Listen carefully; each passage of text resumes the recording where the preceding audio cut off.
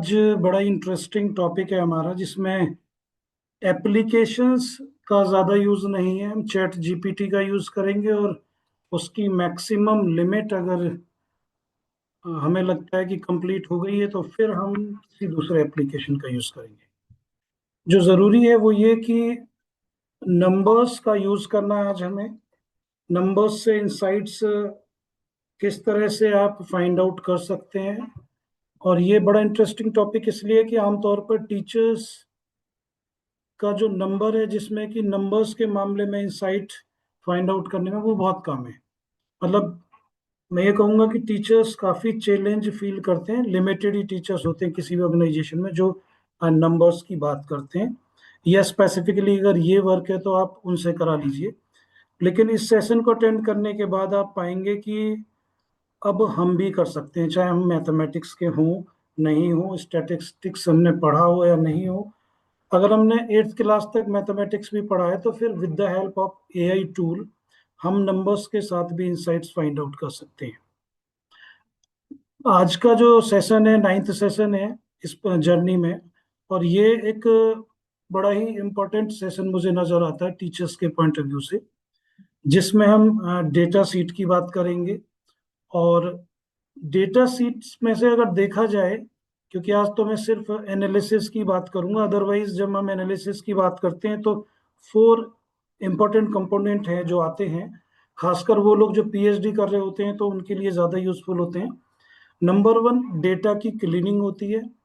Chat GPT काफ़ी strong tool है data की क्लीनिंग करने के लिए। पहले हम other softwares statistical tool use करते थे, लेकिन अब सिंगल प्रॉम्प्ट पर जो चैट जीपीटी है वो आपका डेटा क्लीनिंग कर देता है। उसके बाद आता है कि डेटा एनालिसिस। काफी हद तक काफी सारी जो डेटा एनालिसिस है वो चैट जीपीटी के थ्रू हो सकती है। उसके बाद फिर तीसरे नंबर पर आती है, उस डेटा एनालिसिस के बाद कुछ इंसाइट्स निकालना उस डेटा से, और स्टोरीज फ्रेम करना on the basis of those numbers. तो ये स्टोरीज फ्रेम करना थोड़ा सा आपको डिफरेंट लग रहा होगा, लेकिन एक डेटा सीट एक कंप्लीट स्टोरी क्रिएट कर सकती है। ये थर्ड कंपोनेंट होता है इसका डेटा एनालिसिस का। फोर्थ है फिर उसको विजुअलाइज करना in the form of graphs या बाकी चीजें।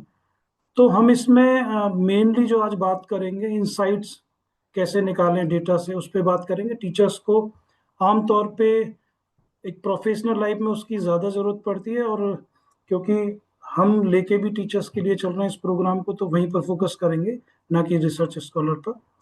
हम शुरू करते हैं। मेरा पहला क्वेश्चन आप लोगों से ये है कि अगर मैं आप लोगों से बात करूं तो वो किस तरह की डेटा सीट्स हैं जहां पर कि टीचर्स को नंबर की बात करनी होती है, या उन्हें लगता है कि यहाँ पर हमें कुछ डेटा एनालिसिस का प्राइमरीली चैलेंज आता है या हमें करना होता है। मतलब ये तो हर टीचर का एक पार्ट है। तो उस तरह की किस कौन कौन सा डेटा है या कौन सी डेटा सीट्स हैं जिन पर टीचर्स काम करते हैं, तो आप में से कोई मुझे सजेस्ट करेगा? डॉक्टर रचना ने बताया अटेंडेंस। डेफिनेटली अटेंडेंस सीट है तो उससे काफ़ी सारी इंफॉर्मेशंस आप फाइंड आउट कर सकते हैं। मार्क्स हैं डेफिनेटली। इसके अलावा मार्क्स या रिजल्ट एक ही बात हो गई। फिर मार्क्स को एनपीसी पर स्प्रेड करना, ठीक है। इसके अलावा एक होता है आपका फीडबैक। आप आमतौर पे फीडबैक का क्या होता है कि आपने फीडबैक लिया, सर्टिफिकेट इश्यू किए, या प्रोग्राम से रिलेटेड था, कौन उसको डेटा एनालिसिस करे? हाँ, किसी इंस्टीट्यूशन में, हायर एजुकेशन इंस्टीट्यूशन है, नेक की रिक्वायरमेंट है, तो वहां पर कुछ लोग डेटा एनालिसिस करते हैं फीडबैक का, क्योंकि वहां मैंडेटरी है, भेजना है कहीं पर तो करना होता है। Data for thesis. हाँ, डेटा फॉर थीसिस है, लेकिन हम क्योंकि टीचर्स की बात करेंगे उनके प्रोफेशनल लाइफ की, तो थीसिस वाले डेटा पे आज नहीं जाएंगे, वरना ये सेशन फिर 3 आवर्स का हो जाएगा। तो हम स्टार्ट करते हैं। तो सबसे पहले मैं शेयर करता हूं आपको कोई एक sheet.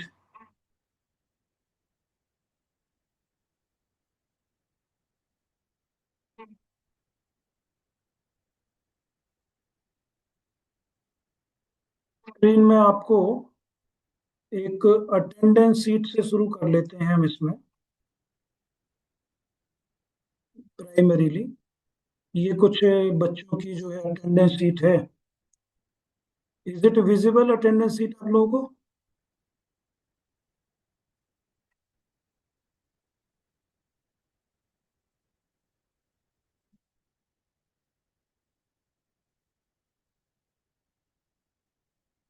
Mean IQT, no, not open, okay.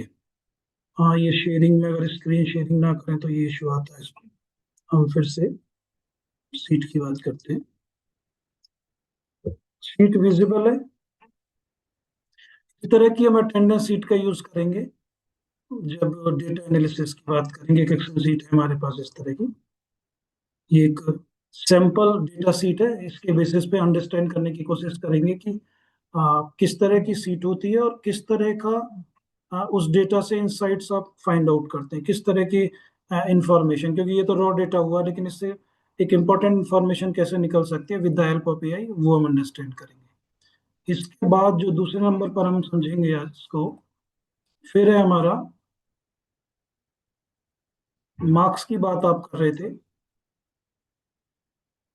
तो वो सीट भी मैं आपको दिखा देता हूँ एक बार।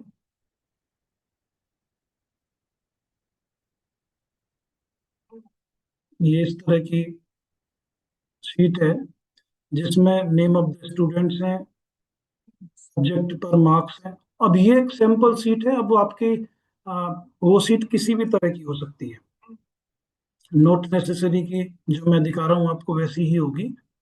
वो किसी भी तरह की सीट आपकी हो सकती है। ये एक सैंपल है। इसके अलावा एक और सीट मैं आपको शेयर करूंगा। इसको क्लोज करते हैं।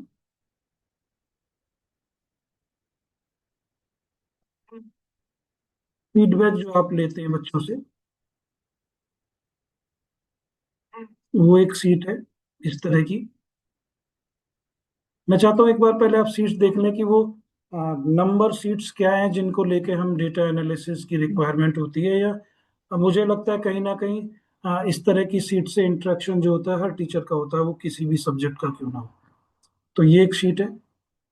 इससे इंसाइट्स कैसे हम फाइंड आउट कर सकते हैं, प्रॉम्प्ट, एआई, इन सब की हेल्प से।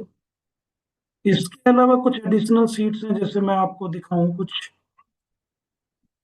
कोरिलेशन अगर हमें फाइंड आउट करना होगा तो यहाँ थोड़ा स्टैटिस्टिक्स वाला पार्ट आ गया। तो इस तरह की सीट्स हैं। कोरिलेशन टू वेरिएबल्स में जो कैलकुलेट करना है वो हम देखेंगे उसको, लेकिन यहाँ पर आप देखेंगे कि ये मैंने कॉमर्स साइड से एक एग्जांपल ले लिया कि कुछ मंथ गिवन है, सेल्स कितनी हुई किस मंथ में, एडवर्टाइजमेंट पे कितना एक्सपेंसेस हुए, प्राइस क्या था प्रोडक्ट का, प्रॉफिट्स कितना हुआ। तो वो एक शीट है, उसके बेसिस पर हम कुछ कोशिश करेंगे कुछ इंसाइट्स फाइंड आउट करने की। इसके अलावा फिर एक और सीट है हमारे पास, काफी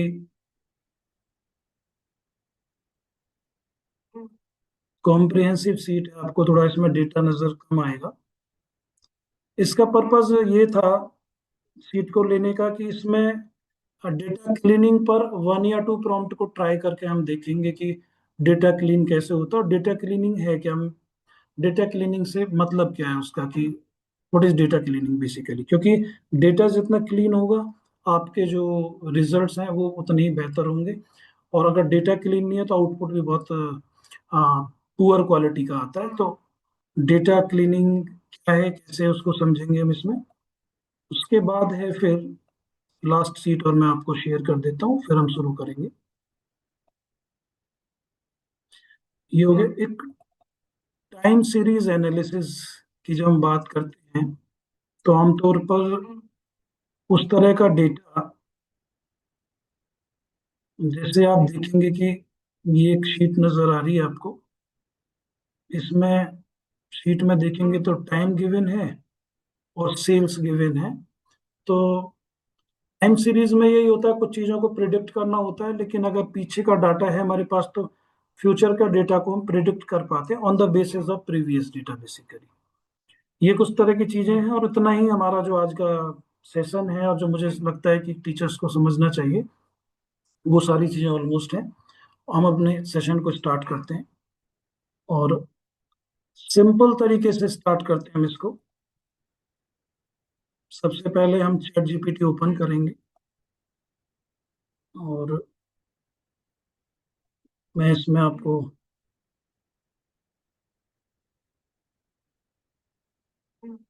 बाकी सीट्स बंद कर देते हैं हम। यस।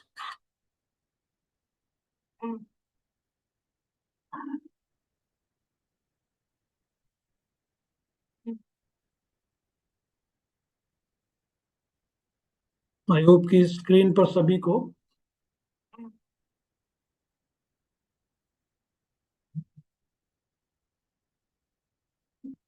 चैट जीपीटी वाला जो स्क्रीन है वो नजर आ रहा होगा सभी को। एक बार यस करके मुझे बता दीजिए, फिर हम स्टार्ट करते हैं। ओके। ये एक न्यू चैट है हमारी चैट जीपीटी पर, और कोशिश कीजिएगा कि जब भी किसी एक सिंगल सीट से रिलेटेड आप कोई भी डेटा एनालिसिस से रिलेटेड प्रॉम्प्ट दे रहे हैं, और जैसे ही आपकी सीट चेंज होती है, जैसे मान लीजिए आप रिजल्ट की बात कर रहे हैं और अब आप रिजल्ट से चले गए अटेंडेंस पर, उसके बाद चले गए अटेंडेंस के बाद फीडबैक पर, तो हर बार न्यू चैट का यूज करेंगे, क्योंकि एआई बायास्ड होता है। तो कई बार अगर प्रीवियस सीट आपने यूज कर रखी है और उसी में कॉन्टिन्यूशन में आपने शुरू कर दिया, तो पॉसिबिलिटी है, मतलब मैं ये 100% नहीं कह रहा हूँ, पॉसिबिलिटी है कि वो प्रीवियस सीट से इन्फ्लुएंस होकर कुछ उस तरह के आंसर्स आपको देने लगे। तो न्यू चैट यूज कीजिएगा। अब इसमें सबसे पहले हम बात करते हैं अटेंडेंस की, कर लेते हैं। और अटेंडेंस से जो रिलेटेड है कुछ मुद्दों पर बात करेंगे, कुछ क्वेश्चंस की बात करेंगे। तो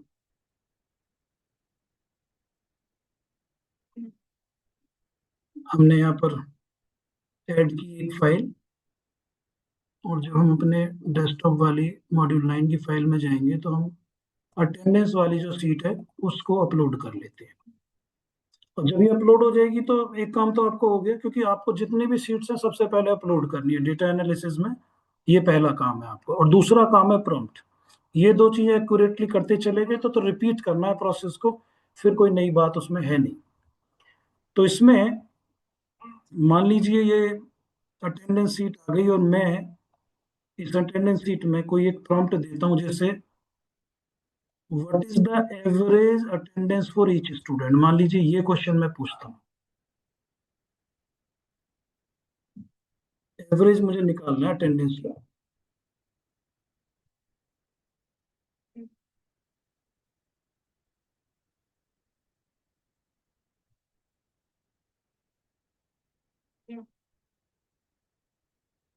तो आप देखेंगे कि सब्जेक्ट में कितनी अटेंडेंस है,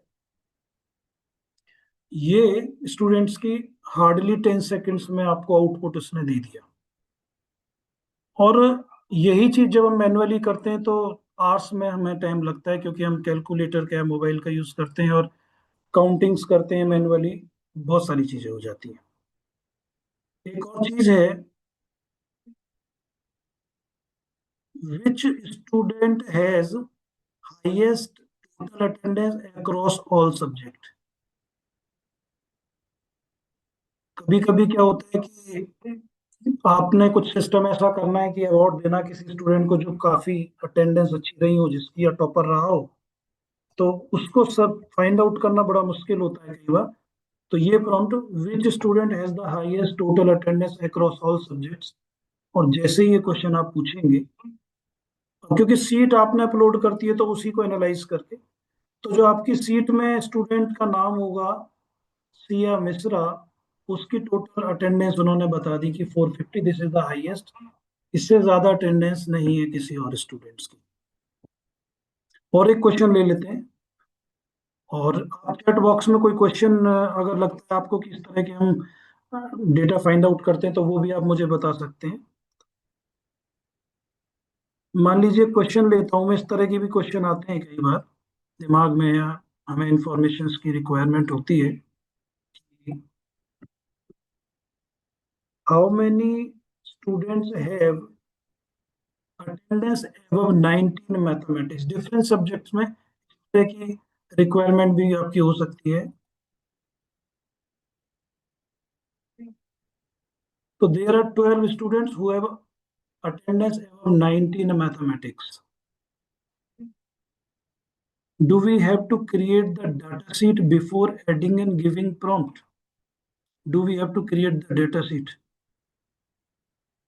विष्णु सर, डेटा शीट भी आप क्रिएट कर सकते हैं, या आपकी जो अटेंडेंस है, जो भी रजिस्टर है, उसको स्कैन करके भी यूज कर सकते हैं। दोनों तरीके से स्कैनिंग अगर पीडीएफ में करेंगे तो अच्छा रहेगा, उस तरह से ट्राई करके देख सकते हैं। डेटा क्लीन होना चाहिए। क्लीन डेटा का मतलब यहाँ पर ये है, अगर मैं एक एग्जांपल दूं आपको, सपोज कीजिए कोई कॉलम है जिसमें कि डेट्स का फॉर्मेट है, और उसमें दो तीन तरह से फॉर्मेट है। एक डेट का फॉर्मेट होता है, पहले डे होता है, फिर मंथ होता है, फिर ईयर। एक फॉर्मेट होता है कि पहले मंथ, डे और फिर ईयर। तो अगर टू टाइप्स के फॉर्मेट एक ही कॉलम में है डेट्स के, तो फिर वो डेटा क्लीन नहीं है। डेटा क्लीन का मतलब है कि वो बिल्कुल एक जैसे होने चाहिए, ये बहुत जरूरी है। नंबर टू, डेटा क्लीन का मैं ये बताऊं, डेटा क्लीन कब नहीं होता है। मान लीजिए कि can it tell the names of the students who scored above. Ma'am try करते हैं, ये अब क्वेश्चन पूछा करिश्मा नारंग मैडम ने, टीचर हैं ये भी। मैम ट्राई करते हैं, आपका ही प्रॉम्प्ट उठा लेते हैं कि क्या ये नाम बताएगा। Can it tell the names, तो हम एक काम करते हैं, names of the students who scored attendance above than 90%। Rough prompt use करते हैं हम, थोड़ा सा फेयर नहीं करते, मीनिंग निकल रहा है। लेट्स सी कुछ। सो जो क्वेश्चन पूछा था आपने, क्या नाम है, Karishma Narang ma'am, is it okay, answer मिल गया आपको? आपका ही प्रॉम्प्ट मैंने यूज किया, और उन्होंने उस सीट में से जो 90% से ऊपर के बच्चे हैं उनके नेम्स दे दिए। सिमिलरली आपके और किसी तरह के क्वेश्चन जो आपको लगता है कि स्कूल या कॉलेजेस में प्रैक्टिसेस में हमें अटेंडेंस से रिलेटेड बच्चों की, उस तरह के डेटा से इंसाइट्स फाइंड आउट करने होते हैं, उसमें काफी टाइम लगता है, तो आप इसका यूज कर सकते हैं। How how to create a data sheet. Sir Excel में डेटा डालना है, वो तो फीड करना है, अदरवाइज मैंने आपको बता दिया, रजिस्टर है तो आप उसको स्कैन कर लीजिए। डेटा शीट को ये स्पेसिफिक चीज नहीं है आपके पास। अटेंडेंस तो होगी ना बच्चों की, that document is data sheet basically. इसके बाद अब हम इस सीट को रहने देते हैं, अब हम न्यू चैट स्टार्ट करते हैं। अटेंडेंस से रिलेटेड किसी का और कोई क्वेश्चन हो तो अभी पूछ लीजिए, फिर हम आगे बढ़ते हैं।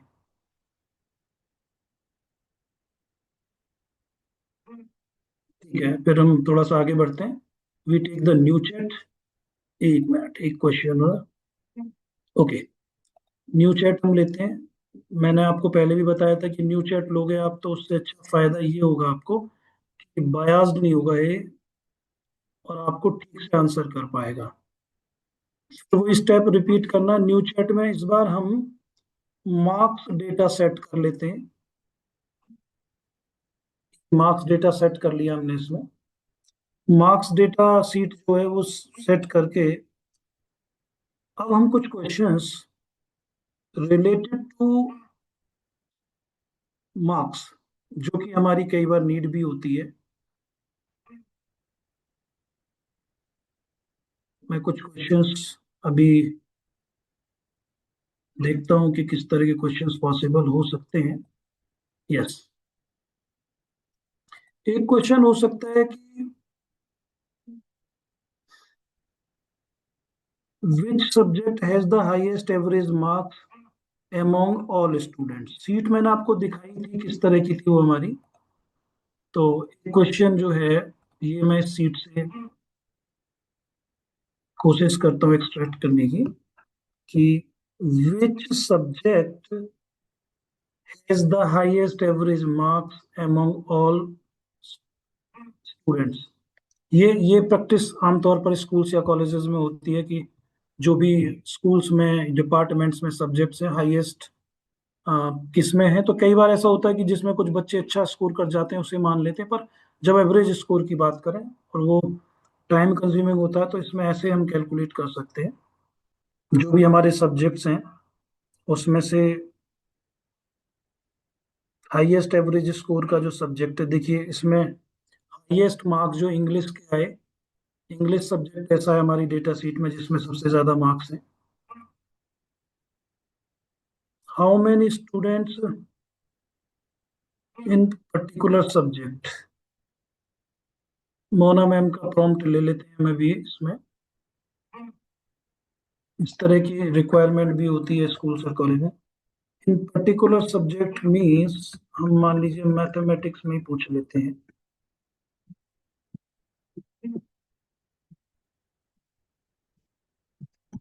मैथमेटिक्स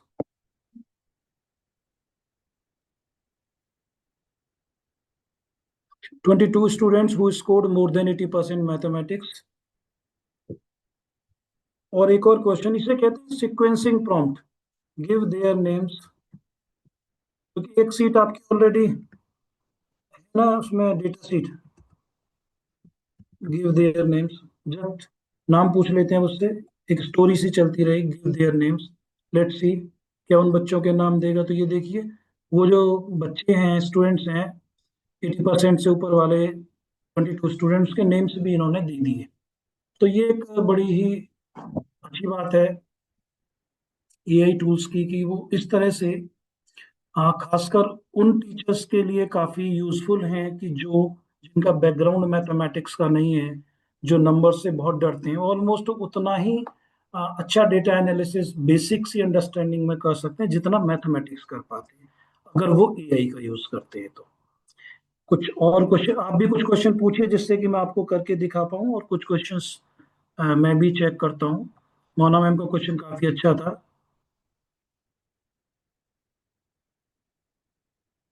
एक और नेक्स्ट लेवल का क्वेश्चन मैं पूछ लेता हूँ इसमें। ये थोड़ा टफ हो गया क्वेश्चन एनालिसिस के पॉइंट ऑफ व्यू से, लेकिन देख लेते हैं। How do the average marks of the top 10 students compare to the bottom 10 students in each subject.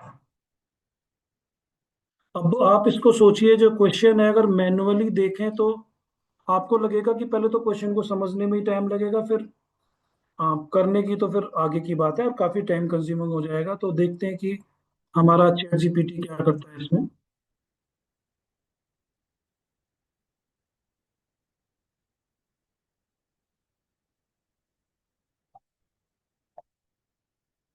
तो इन्होंने ये आपको फटाफट दे दिया कि top 10 average mathematics, science, English, Hindi, यानी कि जो टॉप 10 स्टूडेंट्स हैं उनका एवरेज कितना है। अगर टॉप 10 स्टूडेंट्स लें, उनका मार्क्स का एवरेज कैलकुलेट करें मैथमेटिक्स में, दैट इज 83.9, और बॉटम में लें तो दैट इज 55.9। तो एक रेंज भी देख सकते हैं कि लोएस्ट मार्क्स क्या है, मैक्सिमम कितने किस सब्जेक्ट में, और कौन सा सब्जेक्ट कितना बेटर कर रहा है उस तरीके से। सो इस तरह के भी कुछ इंसाइट्स आप फाइंड आउट कर सकते हैं, एंड वेरी यूजफुल। इसके अलावा एक और क्वेश्चन हम ले लेते हैं।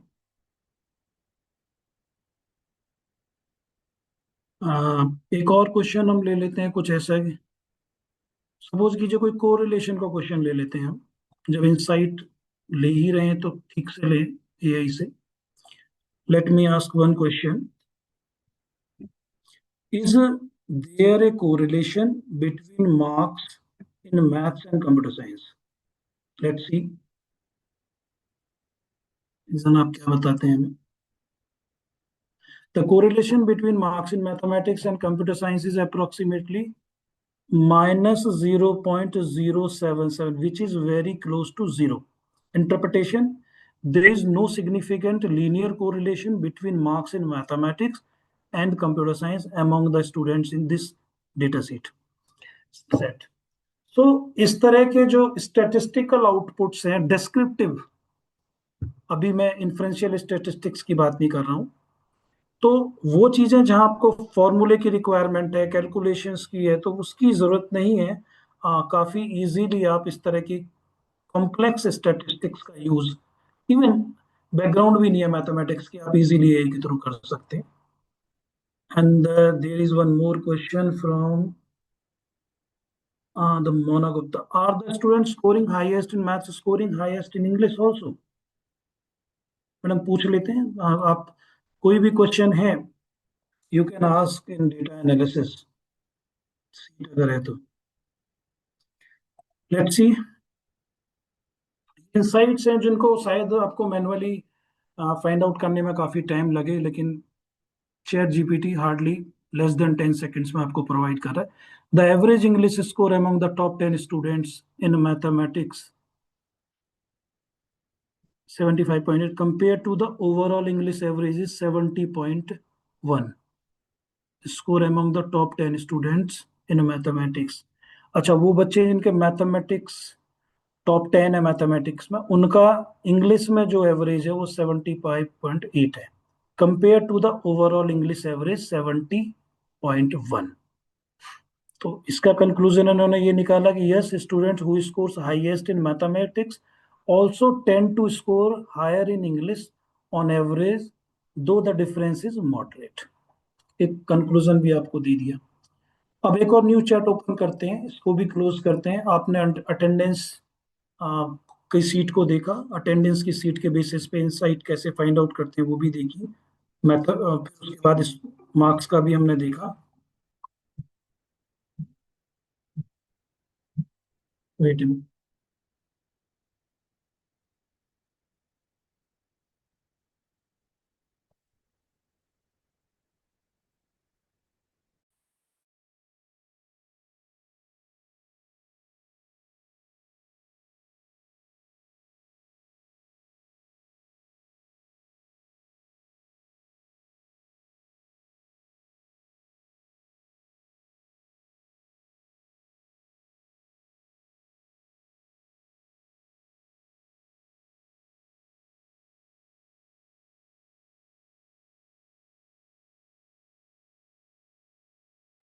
यस. तो चैट बॉक्स में आपका लास्ट क्वेश्चन था, which subject has the highest qualitative index. इसमें मैम इसका मीनिंग बताएंगे आप मुझे? मैं आपको अनम्यूट कर देता हूँ. जो आपका लास्ट क्वेश्चन है,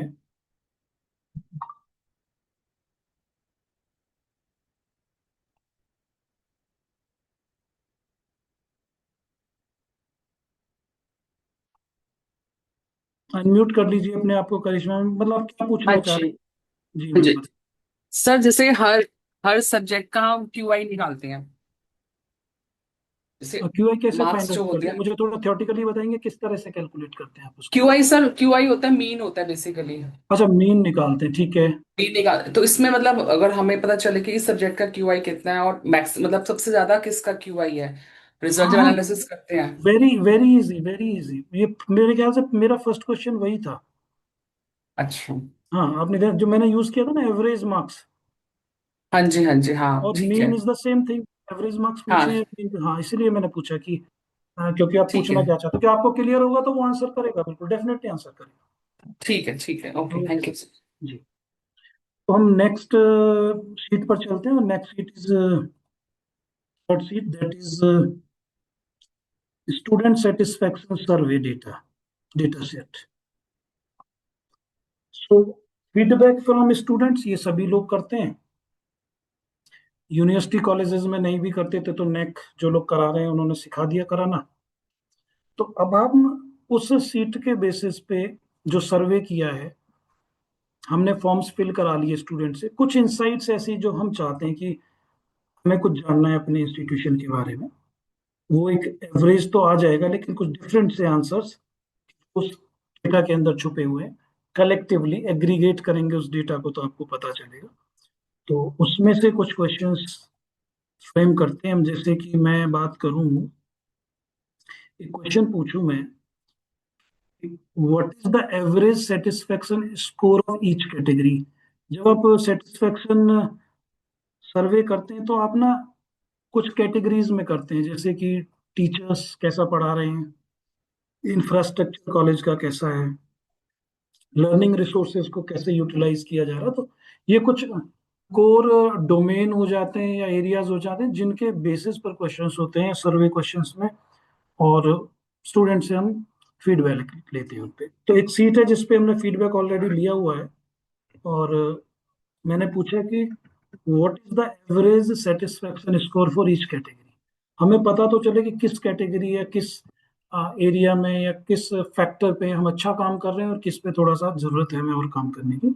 तो जैसे ही हम ये वाला क्वेश्चन करेंगे, what is the average satisfaction score for each category, तो on the basis of that student satisfaction survey, ये कुछ इस तरह से आपको डेटा देगा। और ये अभी जो क्वेश्चन पूछा था ना मैम, आपका क्वेश्चन का भी आंसर है इसमें। जैसे इसने एवरेज हमें दे दिया यहाँ पर स्टूडेंट सेटिस्फेक्शन सर्वे में, सिमिलरली सब्जेक्ट्स होते हैं तो वहां पे भी वो एवरेज इसी तरह से सब्जेक्ट वाइज दे देता है। Teaching quality 2.90, classroom environment 3.02। ये 0 से 4 का स्केल था जिसमें स्टूडेंट्स को कहा गया कि आप रेट कीजिए डिफरेंट फैसिलिटीज को, सर्विसेज को, रिसोर्सेज को। तो उन्होंने किया, तो उसके बेसिस पे जो एवरेज आया ये आया teaching quality, classroom environment, availability of resources, clarity of communication, teaching support, use of technology, और assessment and feedback. And the highest score is on assessment and feedback. So ये क्वेश्चन हो सकता है। आप लोग भी चैट बॉक्स में कुछ क्वेश्चंस पूछ सकते हैं, कुछ ऐसी इंसाइट्स जो आपको लगता है कि नहीं, हम लोग स्कूल या कॉलेज में होते हैं तो अगर फीडबैक होता है तो हमें या तो इंसाइट्स इसलिए नहीं निकालते क्योंकि हमें टाइम नहीं होता हमारे पास, या अगर हम आगे से करें तो क्या पॉसिबल चीजें हो सकती हैं। जैसे एक और क्वेश्चन मैं पूछता हूँ इनसे।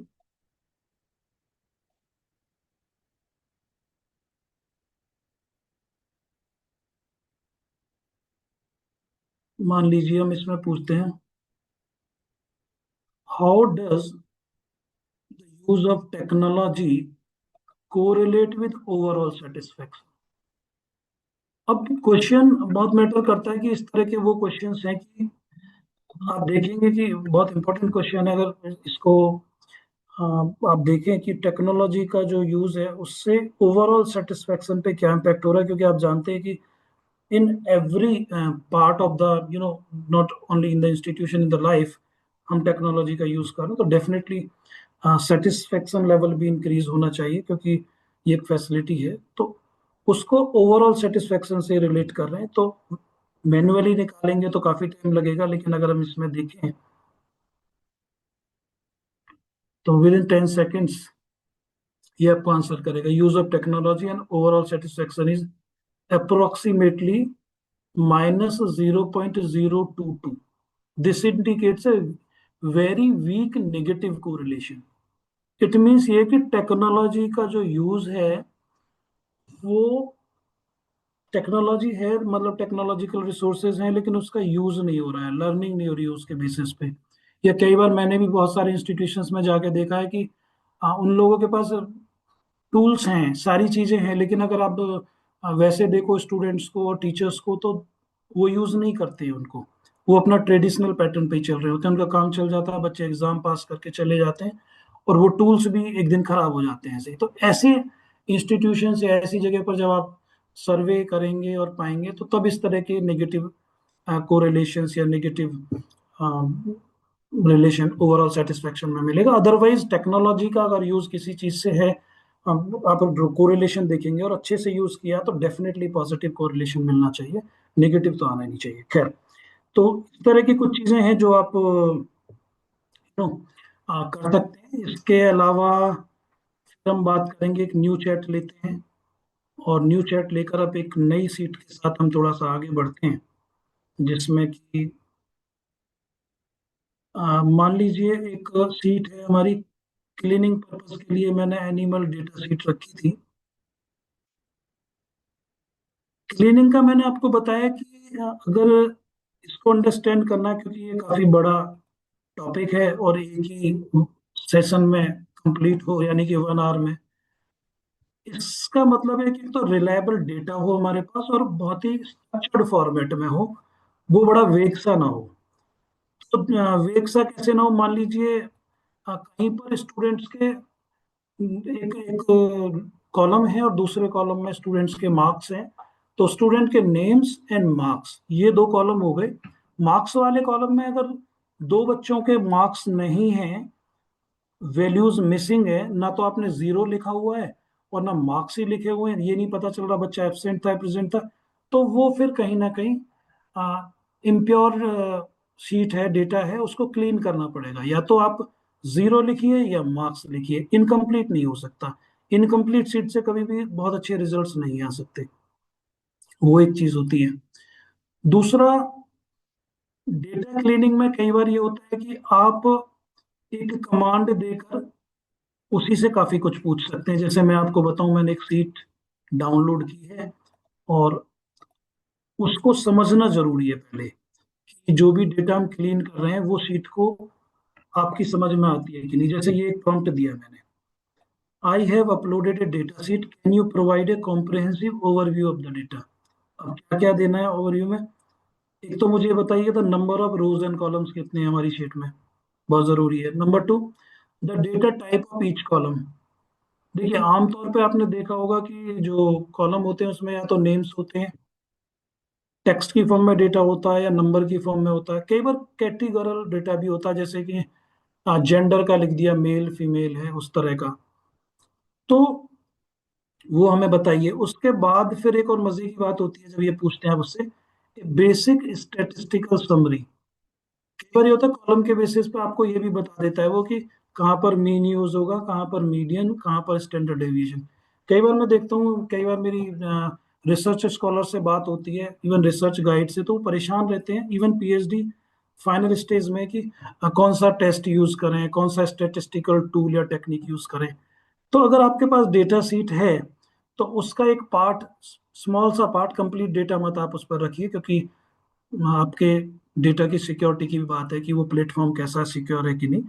और उससे पूछिए फिर आपकी, मुझे मेरा ये डेटा है और मुझे बताइए कि कौन से सुटेबल टूल्स होंगे जिनका मैं स्टैटिस्टिकल टूल्स का यूज करूँ तो अच्छे रिजल्ट्स आए, मीनिंगफुल रिजल्ट्स आए, और जो मेरा पर्पज है वो पूरा हो, जो भी आपके रिसर्च ऑब्जेक्टिव्स हैं, रिसर्च प्रॉब्लम है। Definitely chat GPT will give you. और जब आप मैच करेंगे तो आपको लगेगा हाँ ये आइडिया तो आ ही नहीं रहा था, ये तो मोस्ट सुटेबल है। क्योंकि आपके सामने अगर ऑप्शंस हैं तो आप बता सकते हैं कौन सा सुटेबल है, लेकिन वो दिमाग में आइडिया नहीं आ रहा, तो वहां पर एआई आपकी हेल्प करता है। फिर the number of unique values for each categorical text column. कुछ इस तरह के भी डेटा होते हैं, जैसे आपने देखा होगा कहीं पर एक डेटा है जहाँ पर कंट्रीज के नेम्स लिखे हुए हैं। कहीं पर यूनाइटेड स्टेट्स ऑफ अमेरिका लिखा हुआ है, कहीं पे यूएसए लिखा हुआ है। तो उसको सेम एक उसमें लिखना, यानी कि या तो यूएसए लिखिए या यूनाइटेड स्टेट्स ऑफ अमेरिका, एक जैसा होना चाहिए। तो ये होना भी डेटा क्लीनिंग कहलाता है। इस तरह की बहुत सारी चीजें। तो पहला क्वेश्चन जो आप, पहला प्रॉम्प्ट आप ये दे लीजिए कि वो सारी चीजें आप क्या क्लीन करेंगे, आप क्या सर्च करेंगे, उसी से पूछ लीजिए कि भाई मेरे शीट में क्या क्या प्रॉब्लम है। जब आप इस तरह की चीजें पूछेंगे चैट जीपीटी से, एक डेटा क्लीनिंग से पहले का स्टेप है, यानी कि डेटा को क्लीन आप तब करेंगे, पहले उसमें जान लीजिए कि है क्या वो आपका। तो approx 250 300 animal entries estimation, scan and layout, 16 columns हैं, ये आपको नजर आ रहे होंगे। और डेटा टाइप आप देखेंगे कॉलम में, डेटा टाइप में यहाँ पर टेक्स्ट है, यहाँ पे न्यूमेरिक है, ऑब्लिक टेक्स्ट भी है। देखिए अब यहाँ पे क्लीनिंग का मैं आपको बता दूं, यहाँ पे numeric oblique text, numeric oblique text, categorical oblique text, ये सब डेटा जो है ये अभी क्लीन नहीं हुआ है। अगर क्लीन होता तो जैसे फर्स्ट नजर आ रहा है आपको एनिमल के सामने सिर्फ टेक्स्ट, तो सिर्फ एक वो होना चाहिए। तो यहाँ पे या तो न्यूमेरिक हो या टेक्स्ट हो, न्यूमेरिक हो या टेक्स्ट हो, यानी कि आपको ये पता चल रहा है इन कॉलम्स में प्रॉब्लम है, मुझे ठीक करना है। अब आप कहेंगे कि क्लीन कैसे करते हैं। मान लीजिए हाइट के कॉलम में आपको पता चल गया कि मेरे हाइट के कॉलम में 5.6 जो भी कुछ वैल्यू है वो नंबर में भी गिवन है और कहीं कहीं पर कुछ वर्ड्स में भी गिवन है। तो आपको ये पता चल गया मेरी ये कॉलम क्लीन नहीं है अभी। तो क्लीन करने के लिए आप कमांड दे सकते हैं उसको कि मेरे इस कॉलम को इस नंबर से इस नंबर तक क्लीन कर दीजिए, तो वो आपके उसको क्लीन कर देगा। इसी तरह से पूरे डेटा को क्लीन करना होता है, तब एनालिसिस की तरफ को जाते हैं। सिर्फ मैं ये बता रहा था इस एग्जांपल में कि जैसे आपका प्रीडेटर्स है, हैबिटेट है, ये दोनों में सिर्फ टेक्स्ट टेक्स्ट है, ये क्लीन कॉलम्स हैं आपके। Countries found text, conversation status, categorical, जहां पर आपको सिंगल वो लग रहा है वो आपको क्लीन है।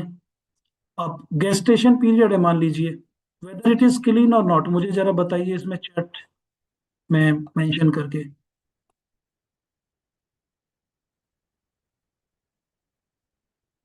गेस्टेशन पीरियड वाले में देखकर बताइए मुझे कि ये क्लीन है कि नहीं। Not clean, very good. अच्छा, मुझे उसके बाद एक मिनट और, टॉप स्पीड में बताइए, टॉप स्पीड क्लीन है कि क्लीन नहीं है। नोट, चेक कीजिए फिर, ध्यान से चेक कीजिए, जल्दबाजी में आंसर नहीं। टॉप स्पीड न्यूमेरिक वैल्यूज है टॉप स्पीड में, it is a clean, bracket में तो वो उन्होंने रेंज का दिया हुआ है। यस। सो ये होता है कि 400 500 आपके एक्सेल सीट में कॉलम में वैल्यूज हैं, आप एक एक करके सर्च कर रहे हैं, एक एक ही आप एक सिंगल कमांड दीजिए, वो आपकी पूरी सीट को एनालाइज करके आपके सामने रख देगा, और आपको पता चल जाएगा कि मेरे किस कॉलम में प्रॉब्लम है, किस में नहीं है। क्योंकि जब आप सर्वे करते हैं, स्पेसिफिकली ऑनलाइन सर्वे करते हैं, तो डेटा क्लीन नहीं होता। पहला जो डेटा एनालिसिस से पहले का काम है वो क्लीन करना ही है। फिर ये बेसिक समरी जो हमने दी थी, इसमें मुझे यही बताना था आपको बेसिकली कि डेटा क्लीन नहीं होता है और उसको क्लीन कैसे करते हैं। फिर एक और चीज करते हैं हम इसमें, वन मोर थिंग, ये तो आप समझ गए कि डेटा क्लीन होता कैसे।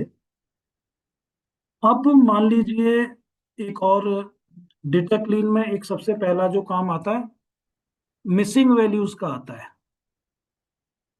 एक ही एग्जांपल दूंगा क्योंकि ज्यादा इस सेशन में रखा नहीं समझाने के लिए। मिसिंग वैल्यूज में कि कहीं कहीं पे वैल्यूज मिसिंग है ही नहीं, ब्लैंक पड़ा हुआ है आपका बॉक्स। मिसिंग वैल्यूज में एक ही काम करते हैं आपकी, या तो डिलीट कर दीजिए उस रो को पूरा, या फ्लैगिंग कर दीजिए, या imputation on the basis of other data जो बाकी है, एक प्रिडिक्ट करके उसमें लिख दिया जाता है। तो एक प्रॉम्प्ट है, मैं देता हूं इसमें, जो सीट मैंने आपके साथ शेयर की है, तो आपको थोड़ा ज्यादा बेटर समझ में आएगा।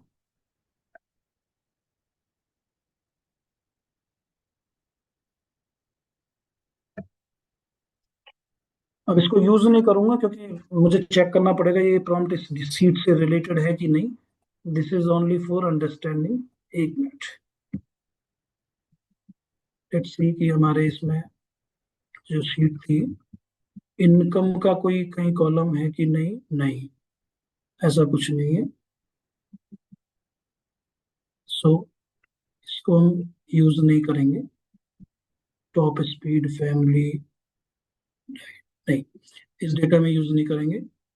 सिर्फ समझ लीजिए, मान लीजिए कोई शीट है, for the missing values in the income column of the attached data sheet, can you suggest an appropriate imputation method using other relevant columns to predict the missing income?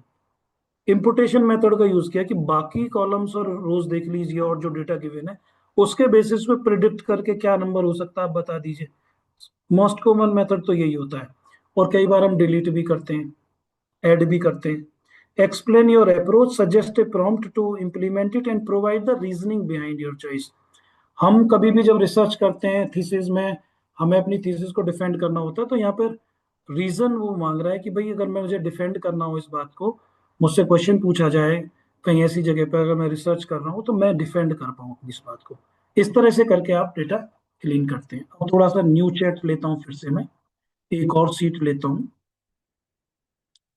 इस बार हम लेते हैं एक और सीट है हमारी, वो है टाइम सीरीज एनालिसिस वाली। टाइम सीरीज एनालिसिस में मैंने अभी आपको बताया था कि उस तरह का डेटा जिसमें टाइम है और कुछ वैल्यूज हो सकती हैं। फार्मर्स के लिए प्रोडक्शन हो सकता है क्रॉप्स का, हमारे लिए हमारी इनकम हो सकती है, किसी कंपनी के लिए उसकी सेल्स हो सकती है। और फिर प्रिडिक्ट करना कि अगर हमारी सेल अभी तक कितनी हुई है तो इस ईयर में कितना करने जा रहे हैं। उस तरह की चीजों में टाइम सीरीज एनालिसिस हम करते हैं। उस तरह की सिचुएशन में आप लोगों के स्कूल का रिजल्ट है, लास्ट 20 ईयर्स का रिजल्ट ले लिया आपने, एवरेज स्कोर इस ईयर में इतना था, इसमें इतना था, तो आप नेक्स्ट 4-5 ईयर्स का प्रिडिक्ट कर सकते हैं कि कितना होना चाहिए और प्लान कर सकते हैं उस तरह को। तो ये एक आपकी शीट हो गई। शीट होने के बाद अब इसमें एक प्रॉम्प्ट यूज करेंगे हम, जिसका काम होगा कि इसके बेसिस पे वो हमें कुछ चार्ट क्रिएट करके दे, क्योंकि विजुअल्स भी हमें क्रिएट करने होते हैं जब डेटा एनालिसिस की हम बात करते हैं तो। और एक प्रॉम्प्ट मैं आपको देता हूँ यहाँ पे, analyse the order date and sales column, identify any trend, seasonal patterns or cyclic fluctuations, create a line chart, decompose the time series into trend, seasonal, and residual components if possible। जो भी मतलब आपको लगता था possibility, क्योंकि AI क्या कर सकता है ये तभी पता चलेगा जब हम ट्राई करेंगे। और फिर जब वो वैसा नहीं करता है तो फिर एक कंपोनेंट है शुरू में प्रॉम्प्टिंग का, मैंने बताया था। फिर कौन सा कंपोनेंट आता है, अगर हमने कुछ प्रॉम्प्ट दिया और उसने हमारा डिजायर्ड रिजल्ट नहीं देता है तो कौन सा प्रॉम्प्ट होता है वो component of the prompt? Anyone? Refine से पहले मोना मैम आता है इवेल्युएशन करो, या उसको क्या कहेंगे, उसे असेसमेंट करो उसका। रिफाइन तो फिर लास्ट में आएगा, उससे पहले, रिफाइन करने से पहले आप उसको एनालाइज करेंगे, देन रिव्यू। हाँ, किरण बाला मैम ने ज्यादा एग्जैक्ट वर्ड किया। वैसे तो ये है कि प्रॉम्प्ट में अलग अलग क्लासेस आप अटेंड करेंगे तो डिफरेंट वर्ड्स भी यूज करते हैं। बेसिकली उसको एसेस करना, इवेल्युएट करना या रिव्यू करना कि आखिर डिजायर्ड आउटकम्स क्यों नहीं आए। अब हम इसको क्लिक करते हैं, देखते हैं कि ये किस तरह के रिजल्ट देता है। आज का जो सेशन है बेसिकली एक आइडिया है कि देखिए, जब हम डेटा एनालिसिस की बात करते हैं और हमारा डे टू डे लाइफ में, प्रोफेशनल लाइफ में कई बार एनकाउंटर होता है कि इस तरह की सिचुएशन आती है, तो फिर लगता है कि नहीं आप तो कर नहीं पाओगे, फिर किसी मैथ्स टीचर को देते हैं या जो जो डेटा एनालिसिस में अच्छा है। लेकिन ये सारी चीजें अब बंद हो जाएंगी। अगर कोई वर्क आपका तो आप ही कर सकते हैं, किसी को देने की जरूरत नहीं है, कोई आपसे सुपीरियर नहीं है, ना आप किसी से सुपीरियर है, अपना अपना काम कर सकते हैं अच्छे से। तो ये उन्होंने एक, जो मैंने डेटा सीट अपलोड की थी उसके बेसिस पे एक लाइन चार्ट जो है वो क्रिएट कर दिया टाइम सीरीज का। ऑब्जर्व्ड ट्रेंड्स भी उन्होंने बता दिए, सीजनैलिटी भी बता दी, साइक्लिक एंड रेजिडुअल्स वो भी बता दिए। और ये फिर आपसे ना बहुत सारी बात आगे भी बात कर रहा है, क्योंकि मैं फोरकास्ट करूँ 2025 की। बस सजेस्टिव प्रॉम्प्ट्स भी ये देते हैं, तो अगर आप ओके करते हैं तो आपको और ज्यादा इंसाइट्स मिल जाती हैं। तो ये था टाइम सीरीज से रिलेटेड। सिमिलरली जैसे हम टाइम सीरीज से रिलेटेड बात कर रहे हैं, हम कोरिलेशन से भी बात कर सकते हैं, रिग्रेशन एनालिसिस की हम बात कर सकते हैं। जितनी भी ऐसी चीजें हैं जो आपकी एक्सप्लोरेटरी रिसर्च में आ जाती है, वो सारी की सारी चीजें, इवन इन्फ्रेंशियल रिसर्च में भी जितनी चीजें आती हैं, एग्जैक्ट टेबल्स कैसे बनती हैं, ग्रोक का यूज करोगे तो वो तो ऑलमोस्ट आपको एसपीएसएस की तरह टेबल्स भी बना कर देता है। तो ये कुछ चीजें थी। अब थोड़ा सा और आगे बढ़ते हैं, अपनी लास्ट सीट हम लेते हैं न्यू चैट के साथ। कोरिलेशन, कोरिलेशन का काफी यूज है प्रोफेशनल लाइफ में भी, काफी यूज है। सब्जेक्ट्स का कोरिलेशन, टीचर्स का, लास्ट ईयर का इस ईयर से, इस तरह से ये काफी यूज में आता है। तो इसमें देखते हैं कोरिलेशन में किस तरह का ये आउटपुट देता है। न्यूमेरिकल वैल्यूज में ही होता है कोरिलेशन जब भी आप कैलकुलेट करेंगे।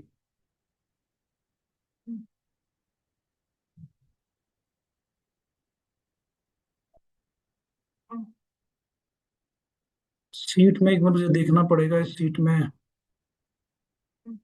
जो वैल्यूज हैं हमारी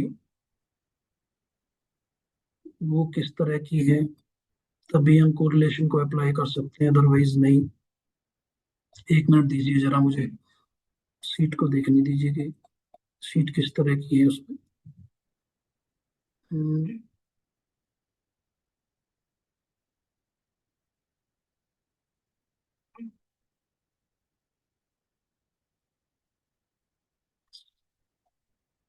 एक बार अपलोडेड सीट को चेक करना पड़ेगा, मैं देखता हूँ कि उसमें वेरिएबल्स क्या गिवन है, तभी हम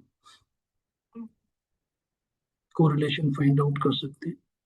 सो सीट में सेल्स, एडवर्टाइजिंग, प्राइस और प्रॉफिट 4 वेरिएबल्स हैं।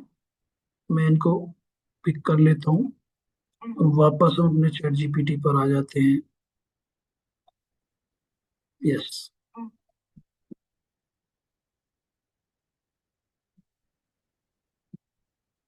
ये 4 वेरिएबल्स थे और मैं मान लीजिए इसमें से 2 वेरिएबल्स लेता हूँ कि सेल्स एंड प्रॉफिट की बात करते हैं। बस तो एक छोटा सा प्रॉम्प्ट बना लेते हैं।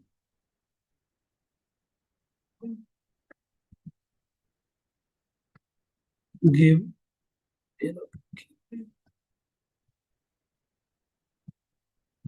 Correlation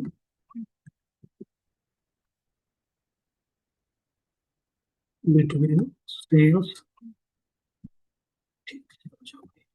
sales and profit with interpretation.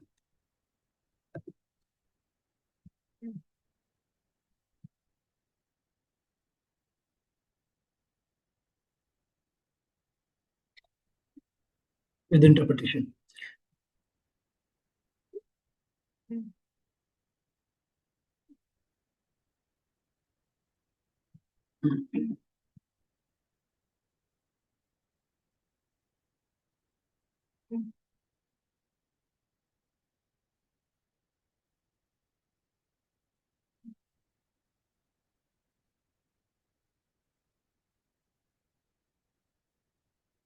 तो correlation between these two is with the formula इसने कैलकुलेट कर दिया 0.987, and the interpretation is the correlation coefficient between sales and profit is A, which is very close to 1. This indicates a strong positive linear relationship.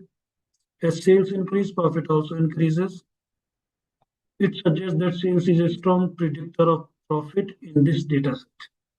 So इस तरह से करके correlation भी आपका इन्होंने could not understand even a single point of today's session. Sorry to leave the session. अच्छा Vishnu sir, sorry to leave the session. Okay जी sir, do we have to cross check these results? हाँ, ये बड़ा अच्छा question है।